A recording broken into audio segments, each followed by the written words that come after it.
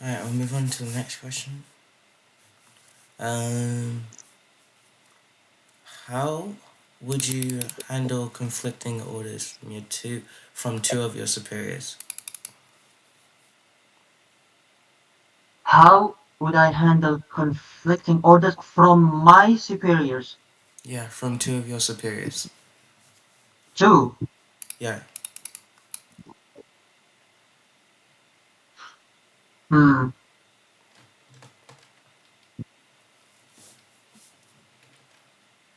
Uh, well, the first priority is, of course, to remain professional, and I should avoid make assumption about which order should take, precedence, because acting without acting without clarification, it could create confusion, and it could lead into mistakes, and it could negatively affect the environment.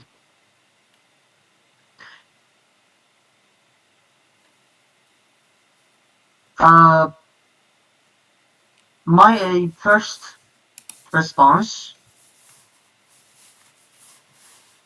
is to carefully review uh, both instructions and determine whether they may have been a misunderstanding or whether the orders can be carried out in a way that satisfies both objectives. And if the conflict remains, I would respectfully seek clarification from the individuals involved before continuing. So in these situations, I think communication is extremely important.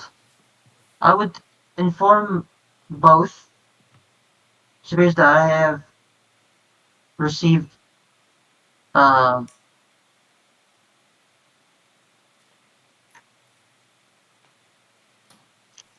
that I've received conflicting orders, and politely explain the situation rather than choosing one order over the other on my own. I would request guidance regarding which tasks should take priority. It helps to ensure that I remain within the chain of command, and again, avoid make decisions based on my assumptions. Uh, I would also consider the chain of command, as mentioned before, when addressing the issue. Of course, in most units, there are established procedures regarding authority and responsibility, and understanding and following them, it helps prevent unnecessary confusion and ensures that decisions are made appropriately. And throughout the process, I would remain uh, respectful towards both superiors, because the objective here is not to challenge either instruction or order, but to ensure that I carry out the correct action. Maintaining professionalism and clear communication is important when dealing with situations involving multiple leaders. So, uh, to conclude my action here, the best way is clarification, communication, respect the chain of command, and by addressing the issue directly and professionally, I can ensure that responsibilities are completed correctly while avoiding misunderstanding and maintaining trust with both uh, with both superiors. Done. That's my answer. All right. Thank you. Now, I'd like you to. So, you come across two instructors arguing in public while hosting a selection. Remember that they're arguing in public while hosting a selection. What is your immediate action? Can you repeat the question? If I if wait, let me repeat it. If I see two instructors arguing on base, Yeah, two what is my instructors arguing in public while hosting a selection. What is your immediate action? yeah, okay, two instructors arguing uh in public. Yeah, while hosting a selection. Okay, yeah, while hosting a selection. My my action, okay,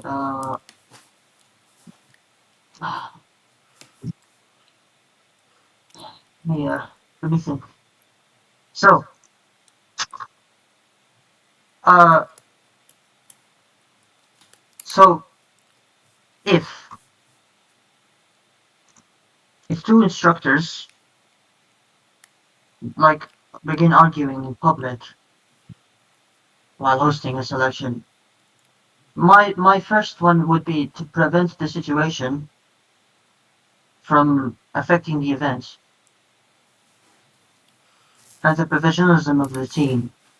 I would quickly step in and tell both to stop the discussion in front of everyone because public arguments between members can damage the professionalism of the events and it can create negative impression on participants.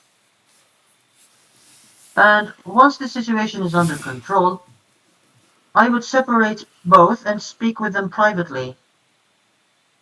I would allow both to explain their side of the situation and gather the facts before making any conclusion.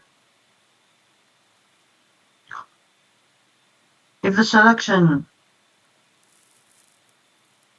can continue without uh, interruption, I would ensure that it proceeds as normal while the issue is being addressed.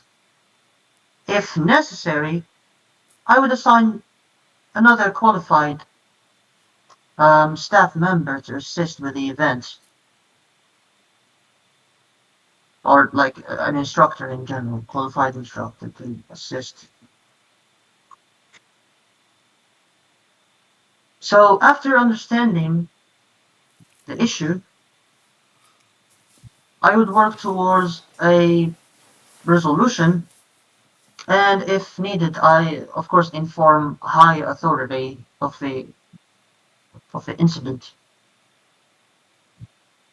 So my goal would be to resolve uh, the conflict fairly, maintain professionalism, and ensure that the event remains successful and organized. So overall, maintain control of the problem, protect the professionalism of the events, and address the issues privately rather than allowing it to continue in front of everyone, including attendees or any other spectator on base. Done. That is my that is my action. Okay, perfect. Now, what do you think? What matters more? Strict structure or strong morale? Explain your choice. What what matters most? I think I heard strict structure or strong morale. Yes, strict Yeah. structure or strong morale. All right. Uh, I would choose. I think I would choose a strong morale. I understand that structure is important to maintain the company uh, organized and effective. and efficient. But strong morals are what guide leaders when making decisions, especially in situations where rule alone cannot provide the answer. So a structure can establish procedure, expectation, and standard, but it is the people within that exact structure who determine whether it succeeds or fails.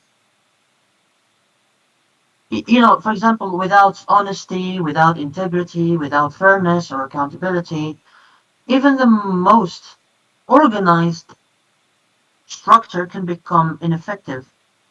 So, a leader with a strong morale is more likely to make decisions that are fair, professional, and in the best interest of the organization rather than for personal benefits. For example, a strict structure may outline how disciplinary actions should be handled, but strong morals ensure that those actions are applied fairly without favoritism. In a similar way, policies can provide guidance, but morals help leaders navigate situations that may not be specifically covered by those regulations. With that being said, I do not believe structure should be ignored. No. But strong morale and strong, strict structure work best together. Structure provides stability and consistency, and morale ensure that leadership remains fair and trustworthy. If I had to choose only one, I would choose strong morals because a person with a good morale can help build a strong structure. But a strong structure cannot guarantee good leadership if the people within it lack integrity.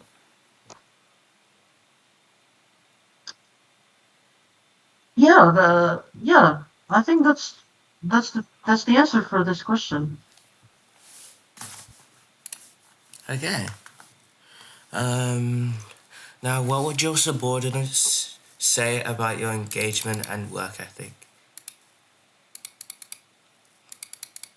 What would my subordinates? Yeah, what would your subordinates say about your engagement and work ethic? Oh, what would your subord? Okay, what would your subordinates say about your work ethic and engagement? Right. Yeah. All right. Uh,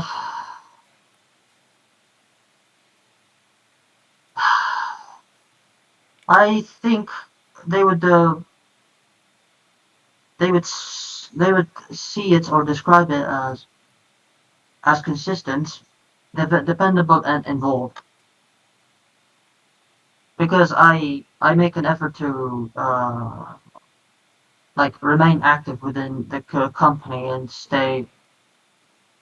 to stay informed about what is happening within places I am responsible for. I do not believe leadership should simply observe from a distance. No, a leader should be present, approachable, and willing to assist where needed. I also believe that they would say that I take my responsibilities seriously. When I am given a task, I make a priority to complete my duties to the best of my ability rather than doing the minimum required. I understand that leadership positions come with expectations, and I believe it is important to set a positive view through actions rather than words alone.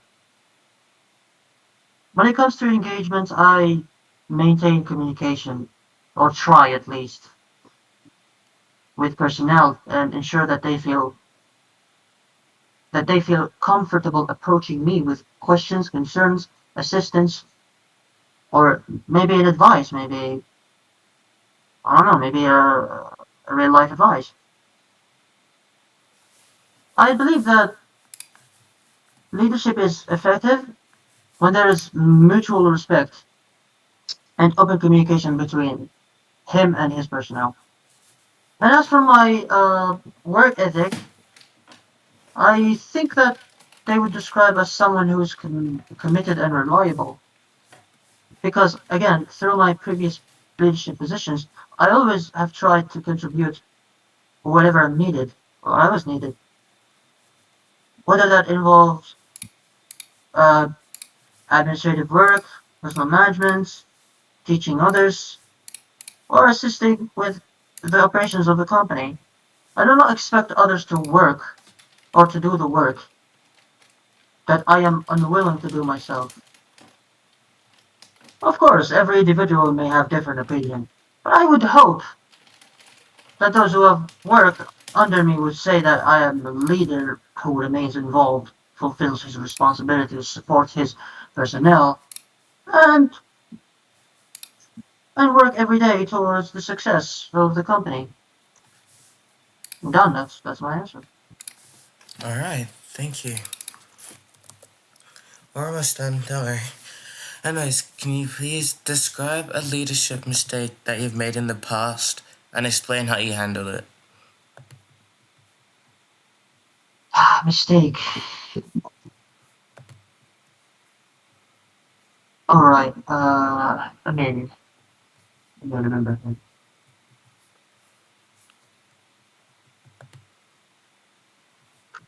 No, I don't think that was a mistake. No, it was a misunderstanding. Okay.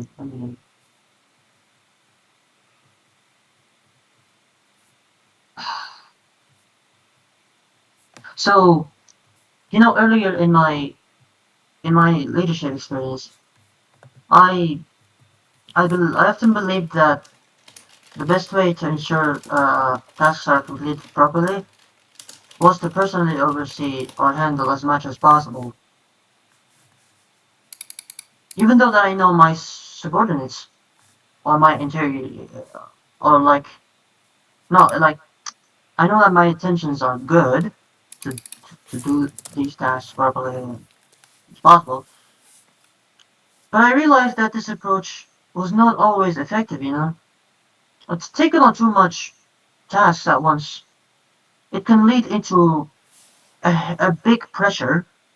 It reduce like losing morale, burnout,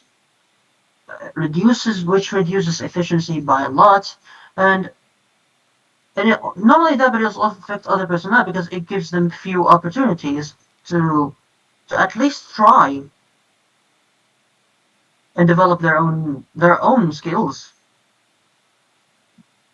I I found this issue uh, after seeing that some responsibilities could have been delegated to capable to capable individuals who were willing to help and assist.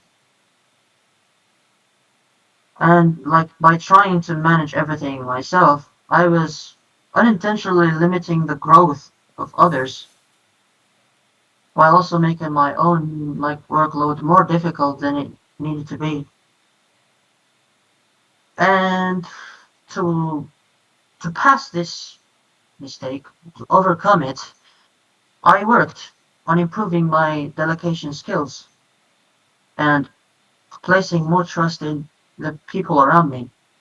I learned that an effective leader is not about doing everything yourself. No, it is about ensuring that responsibilities is distributed appropriately when while at the same time maintaining oversight and accountability. Yeah, it was the experience. It was, and it taught me the importance of teamwork. It taught me the importance of trust and workload management. And as a result, I became a more effective leader because I learned how to make better use of the people around me while still ensuring that responsibilities were completed to a very high standard. Yeah, that's it. That's my answer.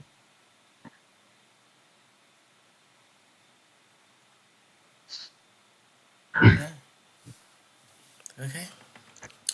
Now, what problems do you see within the company right now, and how do you plan to fix it?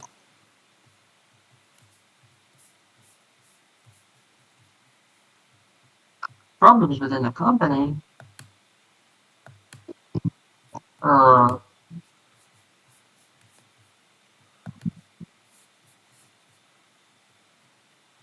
all right.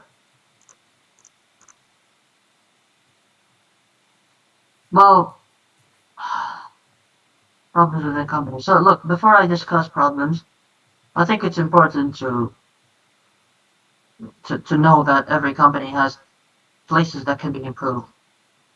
No company or a unit or a group, or like let's say a command in general, is perfect. But identifying those places is part of a leader responsibility. The goal here is not to criticize the company; it's to recognize opportunities for growth and improvement. Uh,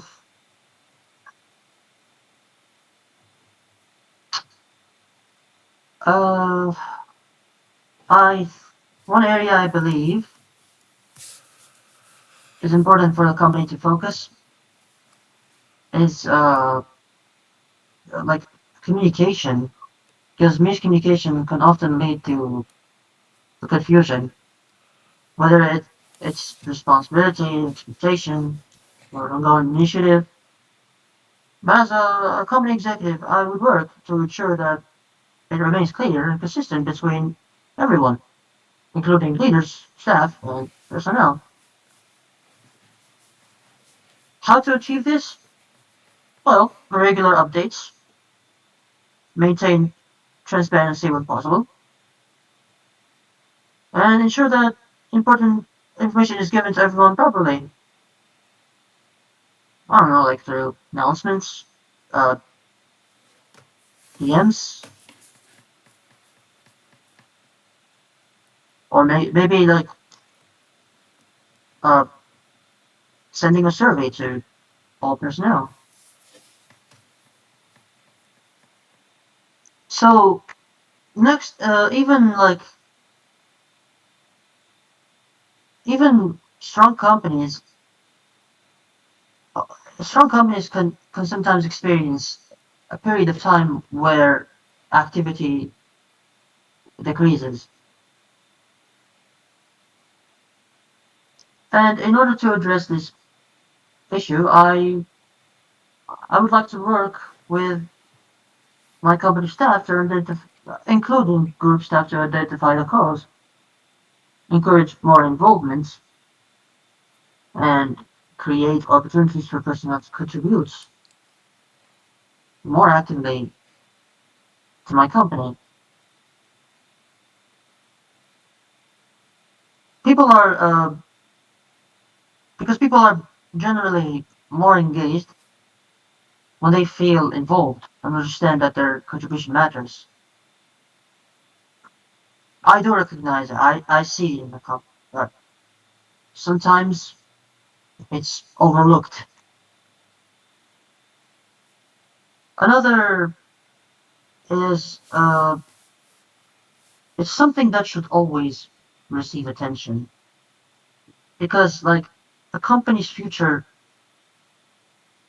uh, a company's future success, it depends on the quality of its future leaders. So for that, I would support the efforts to teach and mentor officers and personnel, provide guidance where needed, and help create an environment where individuals have the ability to learn, develop their skills, and succeed, and prepare for greater tasks. I think it is also important to review existing system and procedure, because, like over time, processes can can become outdated and less effective than they once were. I would be willing to work with my staff mates to identify uh, like inefficiencies and recommend improvements that could help the company operate more smoothly and effectively. And most importantly, I would approach these issues by first gathering information rather than making assumptions. I know I said that a lot, but yeah. Before implementing changes, I would seek feedback from everyone, superiors, staff mates, subordinates, to better understand the cause of any problem. Because effective solutions are usually built on understanding rather than simply rushing to react to it. But I believe the company has many strengths. Yeah, but there is always room to improve. But like I said, if I was selected, I would focus to improve Artemis by improving better communication, encourage personal engagement, and support future leaders to develop their leadership skills, and to look for opportunities that increases efficiency. All that while working closely with the staff team to ensure that any change benefits the company as a whole. And that is my answer.